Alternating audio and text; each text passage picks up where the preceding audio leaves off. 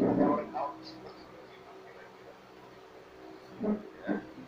Ya, yang kalau saya kasih ini ya,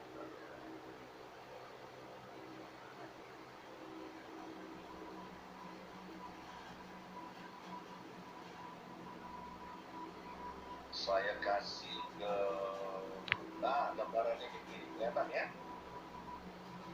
Nah itu kita bikin ini 1.0. Kita sebut kita Founded Church, gereja yang pokoknya lingkaran merahnya itu ada peraturannya, sehingga kalau ikut masuk di dalam, kalau enggak berarti lu out. Nggak ada yang saya lihat gereja yang juga kemudian ekstrim, mana akhirnya mereka udah nggak usah ada peraturan dan kita yang penting kasih karunia Tuhan, yang akhirnya ya bebas aja, mau apa terserah, mau datang ini, mau komik enggak, mau enggak, ini terserah aja. Ada gereja seperti itu. Saya bersyukur bahwa kita waktu dari GKD 1.0 ke 2.0 kita enggak menjadi gereja yang namanya Pagi Church. Pagi Church itu artinya seperti zaman hakim-hakim, orang berbuat sesuka hati apa yang mereka mau berbuat. Saya bersyukur kita nggak ngarah ke sana. Kita menjadi jemaat yang lebih drive dan oleh rasa bersalah atau takut. Sekarang kita bisa berubah di GKD 2.0 di mana kita lebih bisa mengasihi. Kita bisa membantu orang sehingga menjadi murid dengan motivasi yang lebih baik. Kita di sini kalau dulu kita berubah orang, kita push, kita kejar orang sampai orang kita sekarang melatih kehidupan murid yang berubah. Banyak keluarga dimenangkan, banyak teman-teman dimenangkan, karena orang melihat ada perubahan hidup yang real, transformasi hidup yang real yang mulai kelihatan. Dulu orang bisa datang ke gereja, hidupnya kayak murid di rumah, kayak iblis, dan itu kira-kira ya. Saya nggak bilang ajaran kita salah, saya nggak bilang doktrinnya salah, jangan salah ngerti. Tetapi kita tidak berdewasa dan kita bisa untuk mengerti bagaimana supaya membantu jemaat, membantu murid untuk betul-betul terjadi transformasi yang betul-betul menjadi kabar baik dalam hidup orang itu, baik di gereja, baik di rumah, baik di tempat kerja maupun di mana-mana. Dan di GKD 2.0 kita mulai mengarah ke sana. Dulu di GKDI 1.0 kalau orang sudah jadi murid, tiba-tiba sudah tidak ada tempat lagi, dalam setahun sudah kehilangan tempat. Karena kita kumpul, ketemu belum ada ini. Jadi di GKDI 2.0 kita mulai connecting, kita mulai ada teman-teman yang bahkan belum belajar Alkitab sudah merupakan bagian dari komunitas. Mereka lihat hidup kita, lihat cara hidup kita, mereka tertarik, makin tertarik mereka kepada Kristus. Yang kita mau tuju, yang Alkitab ceritakan adalah, yang Alkitab ajarkan adalah bagaimana kita menjadi Christ-centered church, di mana yang menjadi pusat, center, yang menjadi atraksi, yang menjadi magnet daripada orang-orang, baik jumlah kita mau cuma 100, mau 1000, mau 10.000, mau 100.000 satu hari, adalah Kristus. Membuat kita in and out itu bukan peraturannya, tetapi Kristus itu. Dan kita nggak perlu banyak peraturan, tapi karena Kristus itu begitu luar biasa, begitu mengasihi, begitu menarik, sehingga orang-orang mau menjadi bagian dari Kristus, mau punya hubungan dengan Kristus. Akhirnya kita mempunyai satu komunitas yang orang-orang yang memang cinta Yesus, yang gaya hidupnya, yang mau prinsip hidupnya, cara berpikir, cara merasakan berbeda seperti Yesus. Dan kita nggak usah maksakan, ada orang yang mau seperti Yesus, nggak masalah.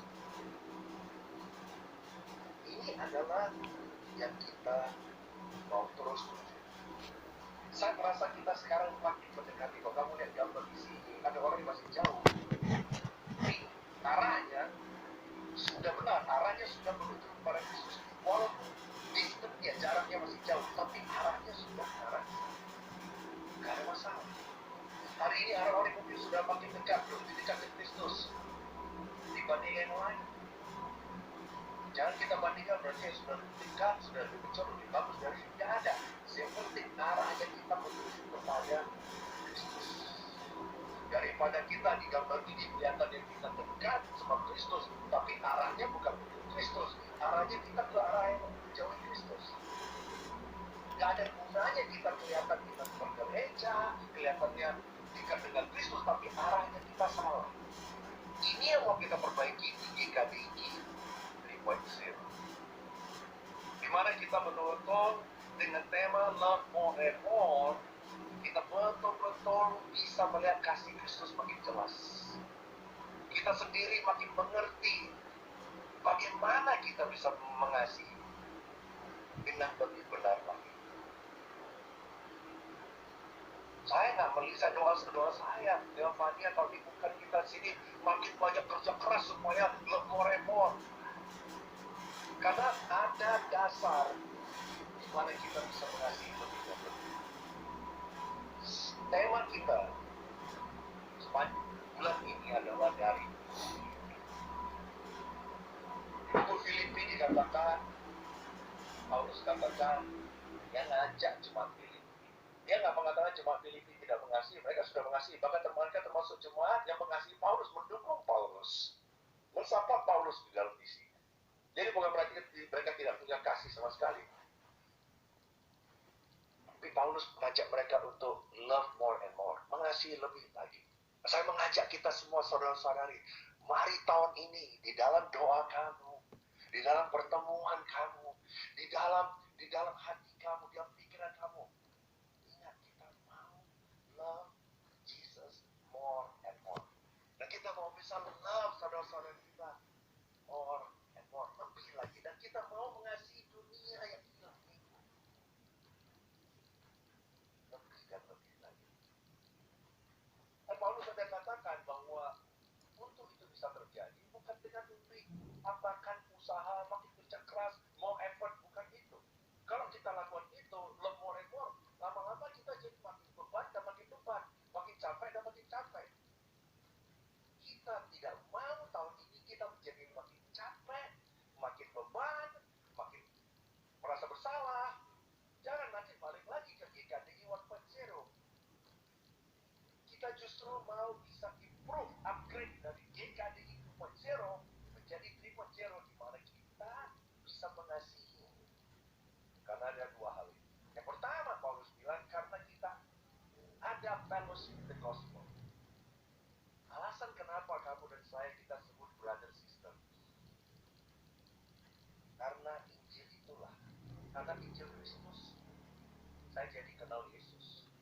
Karena kabar baik itu saya kemudian bisa meninggalkan manusia lama saya, masa lalu saya, cara pikir saya, cara hidup saya yang lama, dan kemudian saya diselamatkan, saya dibebaskan, saya menjadi Yesus, dan saya kenal saudara-saudari.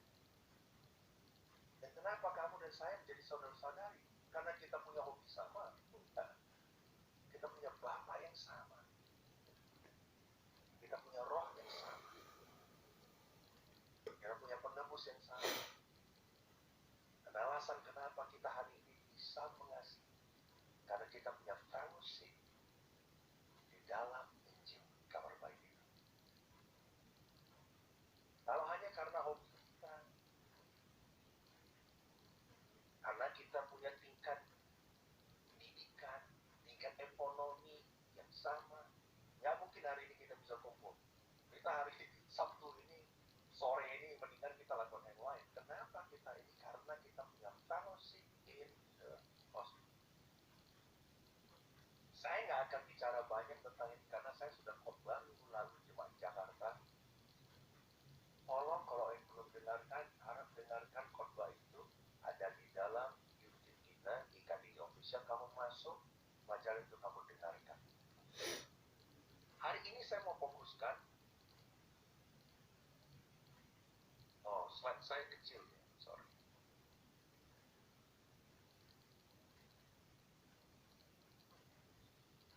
Kecil ya?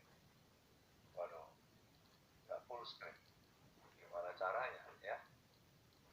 Kelihatannya kecil ya? Nggak apa-apa, saya kasih slide-nya deh di kita, saya nggak tahu kenapa juga nggak bisa dibubarkan. Oh, saya tahu. Tadi gede ya? Tadi ada sempat gede. Ya bro, tadi besar bro. Hah?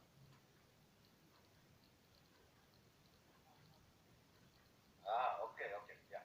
Oke, nggak apa, nanti saya buat. Ya. Yang saya mau bicarakan sekarang adalah bagian kedua, di mana kita bisa fellowship dalam hidup Kristus. Oke, tolong jangan dikasih teori, karena gini, kalau kita mau bisa mengasihi, kita butuh konteksnya.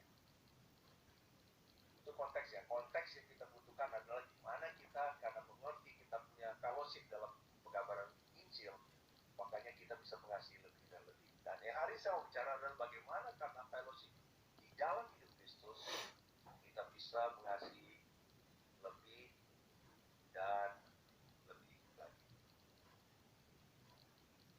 Ini adalah yang saya mau bicarakan. Oke. Ini udah gede. Udah gede. Udah ya. Oke. Saya mau kita baca sama-sama buku Filipi 1 ayat 1. Katakan, dari Paulus dan Timotius, hamba-hamba Kristus Yesus, kepada semua orang kudus dalam Kristus Yesus di Filipi, dengan para penilik jemaat dan diaken. Kasih karunia dan damai sejahtera dari Allah Bapa kita dan dari Tuhan Yesus Kristus menyertai kamu. Sebab Allah adalah saksiku betapa aku dengan kasih mesra Kristus Yesus merindukan kamu semua. Ayat 11, penuh dengan buah kebenaran yang dikerjakan oleh Yesus Kristus. Kamu lihat kata Yesus Kristus ini hanya buku Filipi itu muncul 16 kali. 16 kali. Menandakan betapa waktu Paulus bilang kamu bisa mengasihi lebih dan lebih lagi. Tapi mengasihinya bukan karena usaha saya, bukan karena saya itu sangat mampu mengasihi, karena saya dari keluarga yang sangat mengasihi. Enggak. Karena untuk bisa mengasihi Tuhan, mengasihi satu sama lain, kita di sini yang udah beda adatnya, udah beda karakter personality-nya, belum lagi beda mengasihi orang luar, susah banget, nggak akan mungkin. Makanya Paulus katakan bahwa jangan lupa kamu semua disebut orang kudus karena kamu di dalam Kristus. Kalau kamu tidak dalam Kristus, tidak mungkin kamu bisa kudus. Pada dasarnya gitu ya. Jadi siapa kamu? Kamu di dalam siapa? Punya yang penting. Kamu di dalam siapanya? Itu yang penting, bukan apa yang kamu coba lakukan. Kalau kamu coba lakukan itu, kamu akan cuma bisa lakukan seminggu, sebulan, kemudian kamu capek. Tapi kalau kamu tahu bahwa kamu bisa kudus karena kamu dalam Kristus, karena kamu punya hubungan yang erat dengan Kristus, karena kamu dapat kekuatan dari Kristus, karena kamu sendiri bisa mendapat pengertian dari Kristus, itu akan berbeda banget. Kemudian dia bilang kasih karunia dan damai sejahteranya dari siapa? Kok kamu bisa jadi penuh kasih karunia? Kok kamu udah ketemu orang yang kuat, udah menjengkel, kamu masih punya damai sejahtera? Dia bilang karena kamu dapat itu dari Yesus Kristus dan itu yang menyertai kamu. Bayangkan tahun ini, iblis udah punya rencana. Dia mau buat beberapa dari kita bahkan berhenti jadi murid, bahkan beberapa dari kita menyerah tahun ini. Saya percaya. Melalui mungkin keadaan yang terjadi, keadaan ekonomi mungkin ada kita berada dalam grup yang nyedari, yang mencengkelkan atau menyakiti hati kita. Nggak tahu apa itu, tapi saya mau kasih tahu. Kasih karunia kamu dan damai kamu itu berasal dari Yesus Kristus. Maka kamu akan bisa menyelesaikan pertandingan ini dengan luar biasa. Kamu akan bisa mengasihi lebih bahkan berlimpah tahun ini. Kita bisa menuju GKDI 3.0 bersama-sama. Tapi kalau kamu coba dari kekuatan kamu sendiri, nggak akan bisa. Maka Paulus bilang di ayat 8 ya, dia bilang kenapa aku bisa mengasihi kamu dengan kasih mesra? Kok bisa dengan affection ya? Kamu kok bisa dari hati saya? Nah itu kasih mesra Kristus Yesus. Jadi Paulus karena dia di dalam Kristus, karena hubungan dengan Kristus luar biasa, dia bisa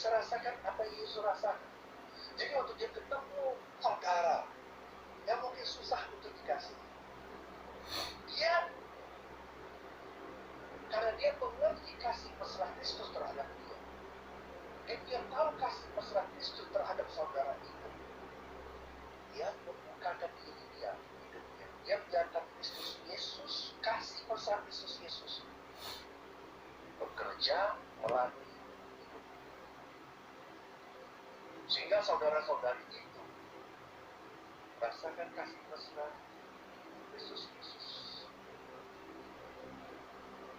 Paulus ini orangnya sangat tidak emosional. Kalau mau belajar hidupnya sangat tidak emosional. Dia mungkin bukan orang yang gampang berempati, mungkin karena background dia itu keras, dididik keras. Jadi kalau kita lihat buku ini, satu aja Paulus bilang,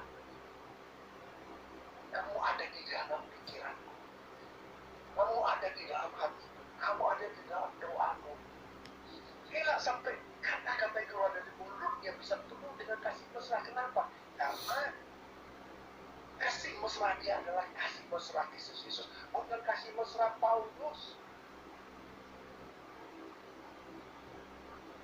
Karena fellowship dia dengan hidup Yesus, the fellowship in Jesus life membuat dia jadi bisa hidup.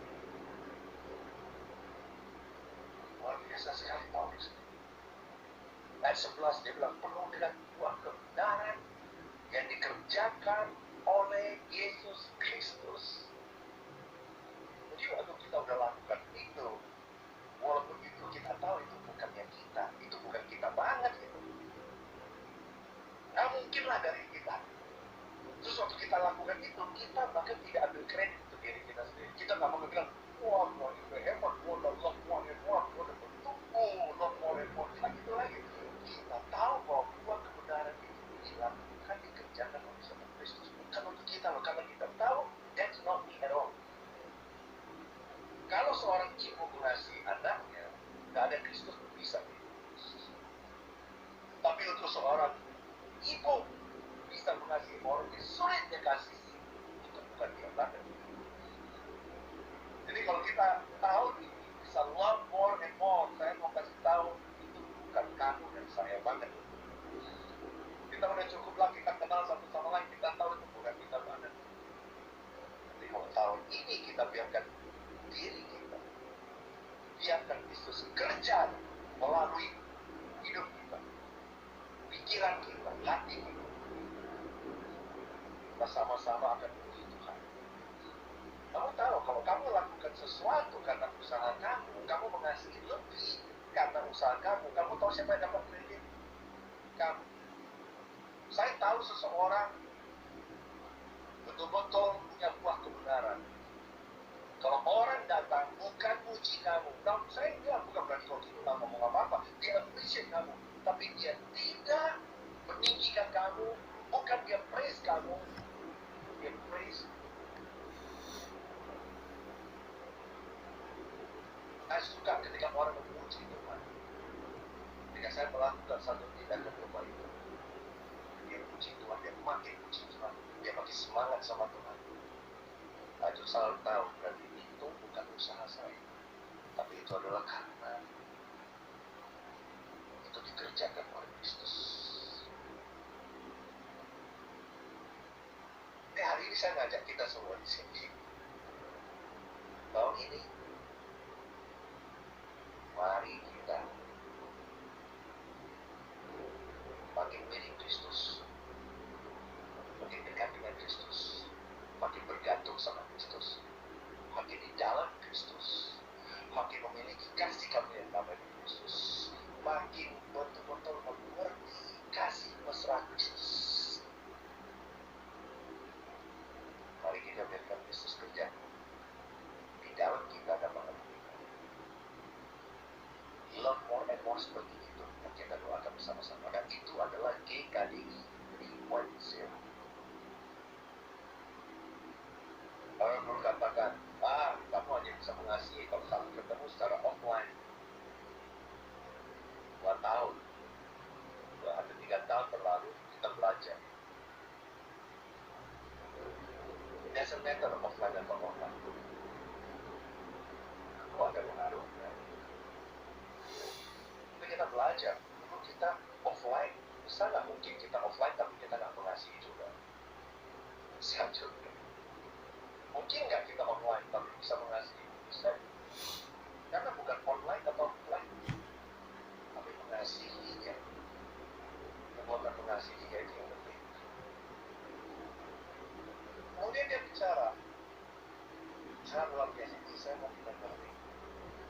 pasal 3 dia bilang, yang ku kehendaki ialah mengenali. Jadi dia ngajak orang mengasihi lebih dan lebih. Dan orang tahu, dia pakai contoh hidup dia pakai contoh hidup Timotius, dia pakai contoh Epaphroditus. Dia bilang, tahu nggak kenapa orang itu nggak pikirkan dirinya sendiri? Dia bilang, tahu nggak kenapa Kristus yang dia adalah Allah bisa merendahkan dirinya, bahkan taat sampai mati. Dia bahkan nggak anggap dirinya Tuhan, dia bahkan rela mengasihi orang, bahkan mati di kayu salib. Kamu tahu nggak kenapa Timotius masih muda? Kok bisa dia bisa nggak pikiran dirinya, tapi dia memikirkan kepentingan orang lain? Kenapa Epaphroditus ya? Kok memilih untuk berkorban lebih dari itu? Dia kasih contoh-contoh yang real. Di pasal 3 ini dia bilang, kenapa saya bisa mengasihi kamu lebih dari itu? Kenapa bahkan saya di penjara, saya bisa suka cita? Padahal harusnya saya bersedih, harusnya saya hari ini nggak egois saja, berpikir diri saya sendiri. Gua aja susah, gua sendiri di penjara, malah bisa masih pikir tentang orang lain, masih pikir tentang kebutuhan orang lain, masih pikirkan orang lain untuk bisa diselamatkan, masih pikir tentang keuntungan orang lain, padahal saya sendiri di dalam kesusahan saya sendiri dan di dalam belenggu saya. Kita kan biasa kalau kita sedang terbelenggu atau kita ada masalah atau kita sedang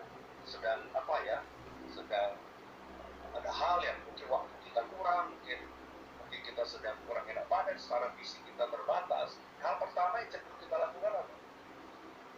Alasan. Yang mungkin kita akan langsung bilang adalah kalau kita ceritakan keterbatasan, sorry tahun ini saya nggak bisa learn more and more karena tahun ini saya terbatas sekali waktu saya.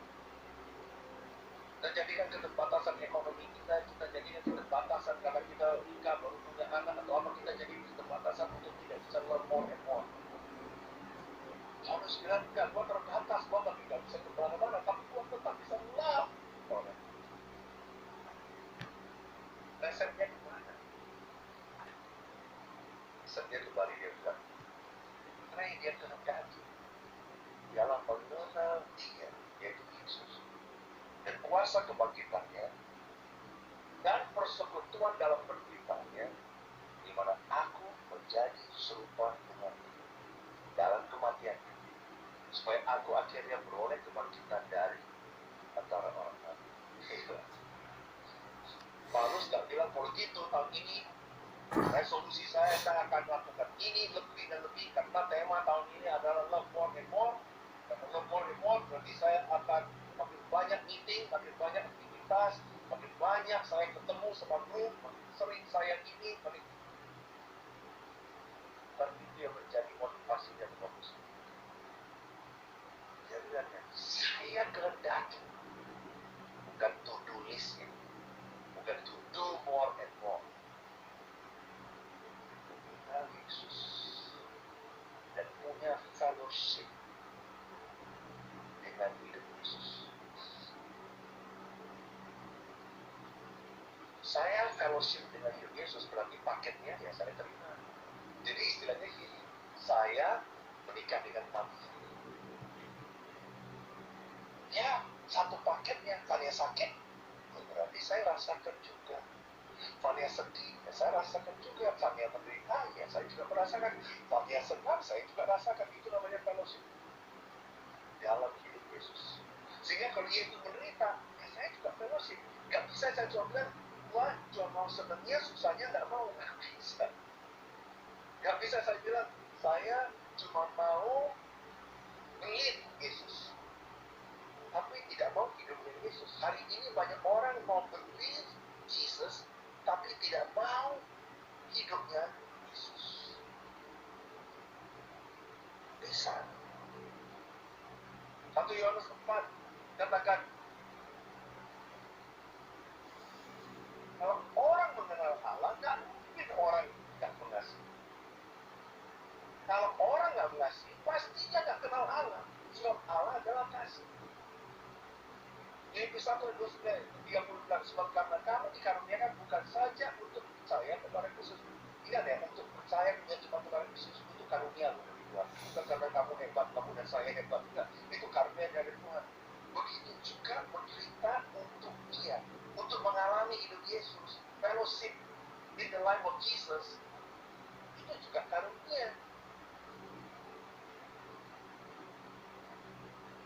ini, kalau ternyata kita menderita karena Kristus, karena kita mengalami hidup Kristus, kita bilang apa? Jangan bilang ini pekerjaan iblis. Kita belajar ngomong karunia. Kalau kamu di dalam love more and more, buat kamu susah, buat kamu sakit hati, buat kamu buat kamu jadi gak nyaman. Emang ngajak kita di sini untuk dia, untuk karya Tuhan. Baik kamu dan saya makin mengenal hidup Kristus, makin kita menghidupi hidupnya Kristus, sehingga kita makin berpikir, merasa seperti hidup Yesus berasa.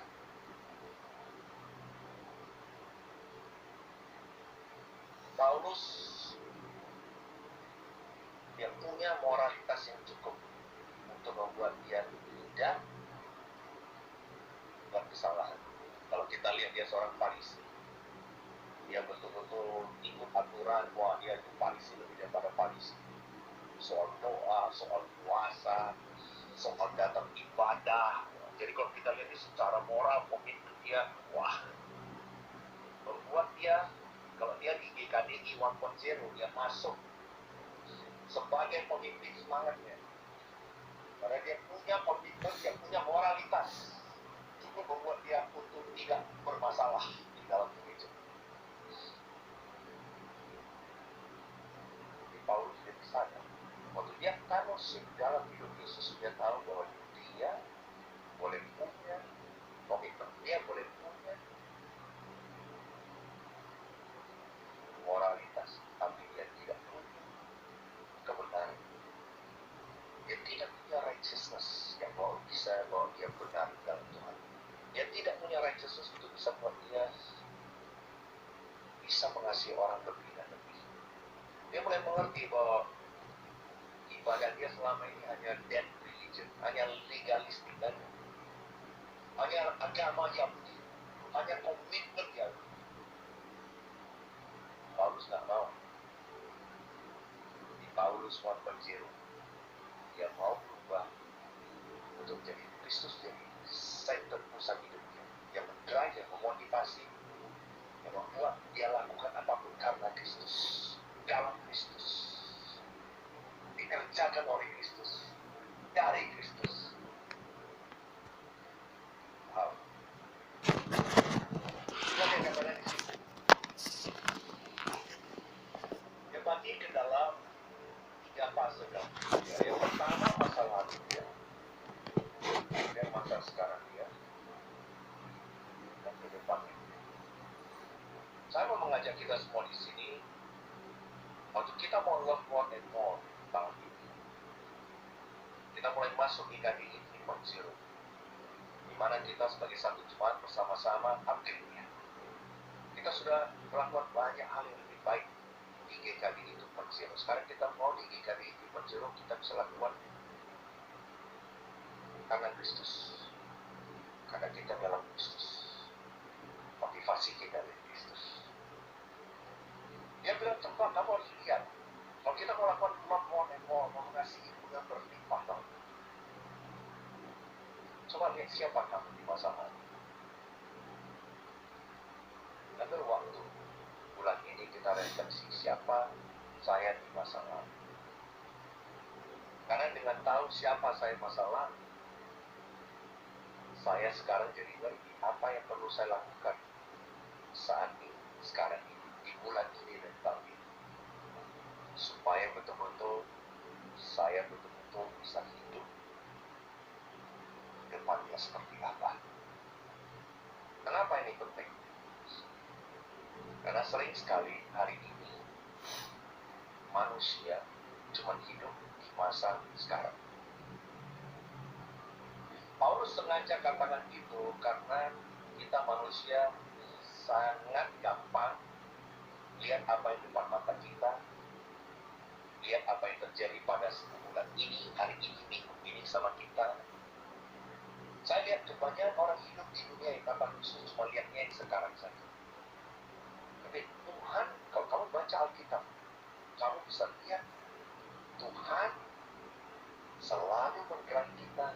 harapan, selalu lihat ke depan. Sehingga kamu sudah mulai tahun ini sudah lihat, oh, saya bisa jadi Harlem, akan bisa menjadi Harlem yang mengasihi more and more. Sudah kelihatan ke depannya. Akhir tahun 2023, Harlem akan menjadi orang yang love more and more, love berlimpah.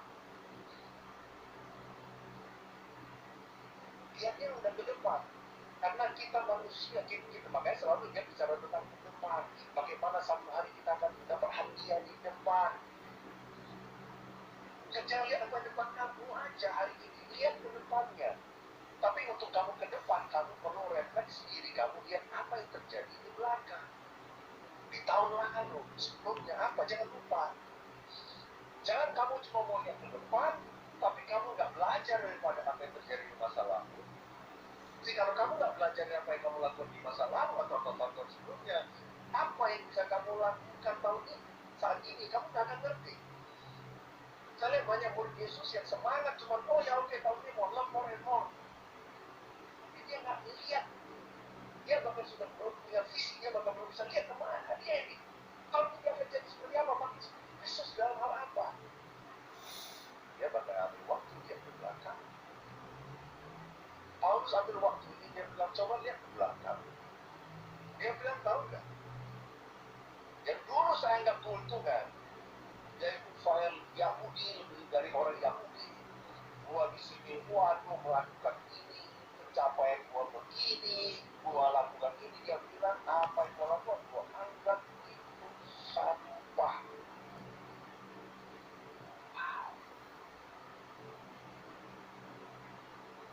Kalau saya mau belajar love more and more, tahun ini, saya harus lihat, apakah tahun-tahun sebelumnya saya love orang-orang karena saya mau dipuji, karena saya tidak mau merasa bersalah, karena saya betul-betul push diri saya betul-betul pakai usaha saya, tenaga saya supaya ini. Karena menurut saya, wow, saya capai goal saya bisa love orang lebih lagi tahun ini karena pencapaian. Kita harus jujur, refleksi pada diri kita sendiri.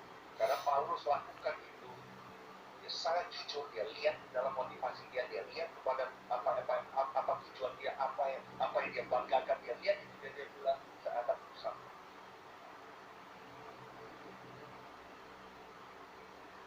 Kenapa ini penting? Kalau saya harus evaluasi, mengapa saya mengasihi orang tua?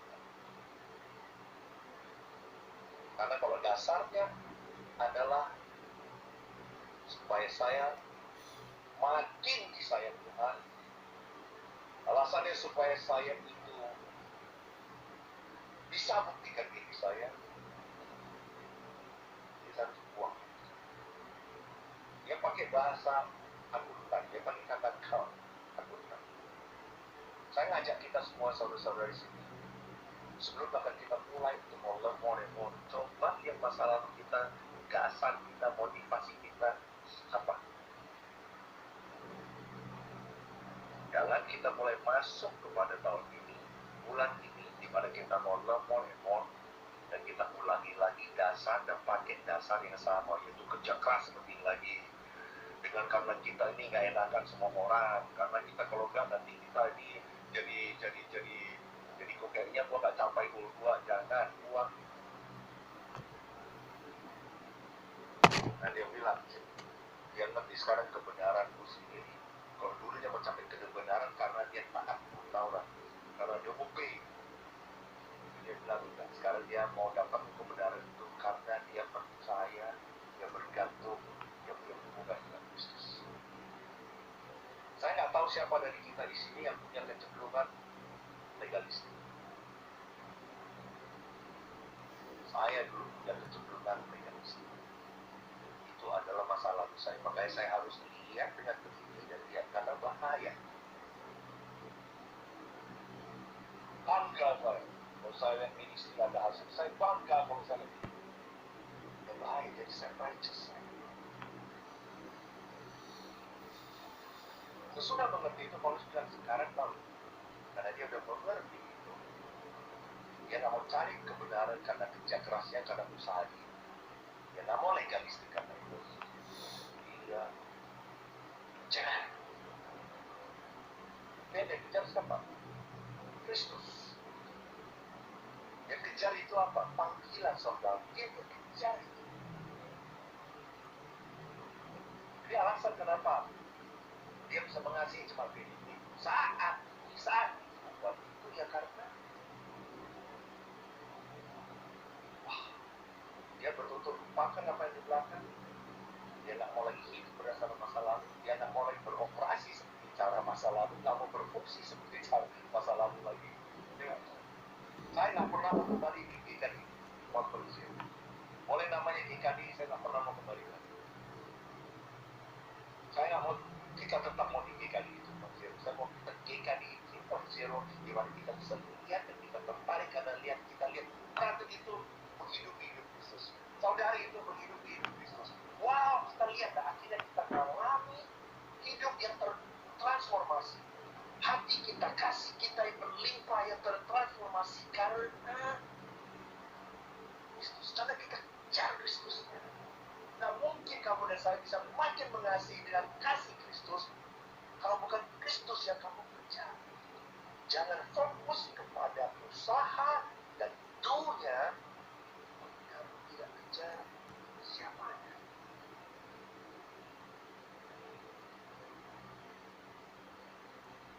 Kemudian dia bilang apa? Menatap ke depan. Siapa yang dia tantikan? Yesus Kristus. Dia mengasihi karena dia tahu satu hari yang menjadi mahkotanya, jadi sukacita dia, yaitu saudara-saudari yang dia kasih. Luar biasa, luar biasa.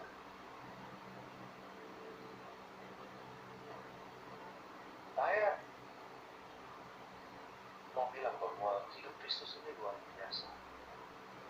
Yesus bilang, aku datang untuk bisa memberikan hidup yang berkelimpahan. Yesus mati di kayu salib supaya kamu dan saya punya hidup. Hidup nggak bisa didapatkan dengan kita mati komik. Hidup nggak bisa didapatkan dengan kita lakukan lebih banyak effort. Hidup nggak bisa didapatkan dengan kita legalistik. Kita bisa dapatkan religion. Kita bisa dapatkan self-righteousness. Kita bisa dapatkan pencapaian. Kita bisa buktikan semua orang bahwa kita itu adalah orang yang mau cinta Tuhan itu. Kita bisa dapatkan. Kita tidak bisa dapatkan.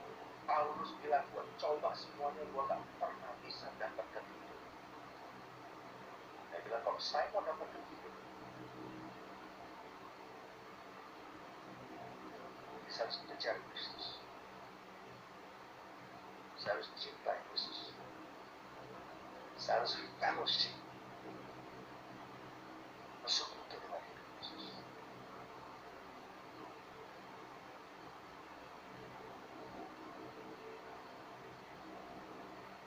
Tahun ini kalau kamu dan saya ngasih dengan berlimpah dan more and more, saya mau kasih tahu berarti sistem. Kamu nggak akan lebih benar. Saya juga nggak akan lebih benar. Kamu nggak akan lebih righteous, saya akan lebih righteous. Dan kamu dan saya memiliki righteousness-nya Kristus. Saya selalu bilang hal yang selalu semangat, membuat saya semangat hampir tiap hari dalam hidup saya adalah saya tahu bahwa Tuhan Yesus tidak bisa mengasihi saya lebih dan juga mengasihi saya kurang. Terlepas dari apapun yang saya lakukan atau apapun yang terjadi pada saya. Karena Yesus mengasihi saya secara unconditional. Dia mengasihi saya tidak bisa beli, tidak bisa beli. Kita hidup dalam dunia yang hari ini sangat transaksional ya, berkondisi. Mari kita sama-sama belajar dari kasih Kristus. Mari kita sama-sama mengalami yang namanya righteousness, kebenaran, dari Kristus. Dan saya tahu, nggak mungkin saya punya hidup, nggak mungkin saya bisa punya uang kebenaran itu kalau saya tidak kejar, tidak dekat dengan Kristus. Nggak akan. Mari kejar-kejar bersama-sama. Mari kita bisa mengasihi hari ini. Mari kita bisa memohon. Mari kita bisa mengasihi di luar daripada apa yang pernah kita bayangkan. Mari kita punya hidup yang mengasihi. Let's have life. Let's not have religion. Mari kita punya life. Life of God. Mari kita bersama-sama doakan. Kita sama-sama saling mengingatkan, saling membangun, supaya kita bisa mengasihi lebih dan lebih. Dan kita doakan supaya GKD 3.0 kita beroperasi dengan upgrade operating system. Kita tetap punya Yesus yang sama, punya kebenaran yang sama. Cara kita hidup ini jadi lebih berdewasa, dan kita punya kasih yang lebih berdewasa. Sekarang saya mau minta Tania untuk bisa share kepada kita. Amen. Happy New Year ya, semua brothers and sisters. Saya merasa ini pembelajaran hari ini bisa membantu kita semuanya untuk lebih mengambil hidup kita sebagai murid itu lebih ke kehidupan sehari-hari tanpa kita harus merasa kayak terpaksa. Karena saya ingat dulu kalau jadi murid tuh, kalau dalam pembimbingan yang kita sering dengar adalah, oh saya harus begini, saya harus begini, saya harus begini. Saya merasa kita kalau hidup sehari-hari harus menjadi kehidupan yang kita bisa nikmati, dan apapun yang kita lakukan karena kita mengerti Tuhan dan karena kita mengenal hati Tuhan. Jadi kita jalaninya itu bukan karena kalau nggak quiet time sepi, kalau kita nggak datang ke bakti pertemuan, kita itu merasa aduh nggak enak sama si ini, nggak enak sama ini. Tapi kita menjadi murid itu kita menjadi free ya. Harusnya memang mengenal Tuhan itu adalah sesuatu yang membuat kita jalaninya itu karena kita menikmati perjalanan kita dengan Tuhan. Saya harap kita bisa terbuka pikiran kita. Nah, kalau ada pertanyaan-pertanyaan, mungkin ini bisa jadi bahasan yang bagus dalam hidup. Jadi di grup kita itu bukan menjadi hanya pertemuan di grup PDA-PDG yang sudah terjadwal, tetapi pertemuan ini bisa membuat kita semakin dalam dan kita bisa saling menguatkan, karena memang Tuhan maunya kita menikmati kehidupan kita sebagai seorang murid. Jadi kita nggak terpaku sama, kalau zaman dulu kita selalu bilang ya pakai istilah legalistik. Nah, ini kita bisa menjadi murid Yesus yang otentik. Otentik karena kita mengenal firman Tuhan yang hidup. Otentik karena kita dapat mengaplikasikan, dan hidup kita itu tidak terbagi dalam kompartemen, tapi hidup kita itu menjadi esensialnya kita sebagai murid itu ada di semua segi kehidupan kita. Dan saya sangat bersyukur ini adalah pengalaman kami sebagai young Christian. Terus waktu masuk ministry itu rasanya kita harus begini, kayak banyak dikejar oleh judulnya tuh tugas dan fungsi. Nah, saya mengharap saya sudah menjadi murid hampir 30 tahun. Tahun depan kita juga 30 tahun anniversary. Jadi kita semakin belajar bahwa hidup menjadi murid harusnya dari tahun ke tahun kita itu semakin dalam, dan bukannya masa udah tua atau saya sudah di misi sekian tahun, saya sudah menjadi murid sekian tahun, udah udah cukup bekerja kerasnya, tapi kita bisa membagikan keyakinan kita semuanya ya di dalam ruang ini. Saya selalu sangat terinspirasi kalau melihat Iwa di gereja, meskipun sekarang mereka masih temuannya masih online. Saya selalu sangat terinspirasi melihat hati semua opa-oma yang bisa setia terus, tidak dibatasi oleh usia. Saya juga sangat bersyukur banyak sekali saudara-saudari kita yang single. Nah, saya banyak interaksinya sama saudari Precious Women ya.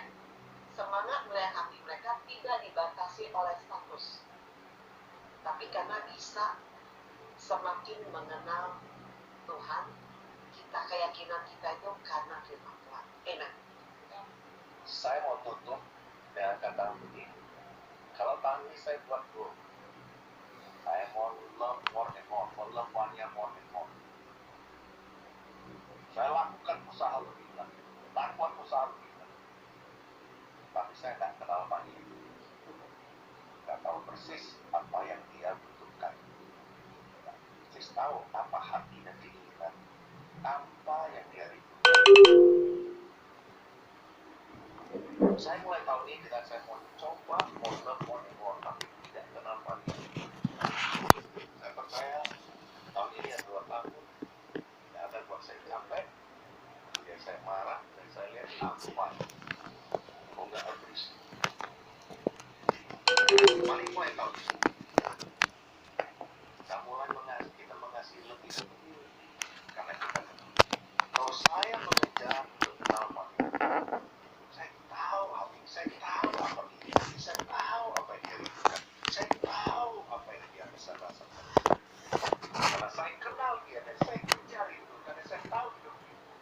Karena itulah saya melakukan semua itu pasti akan sangat efektif.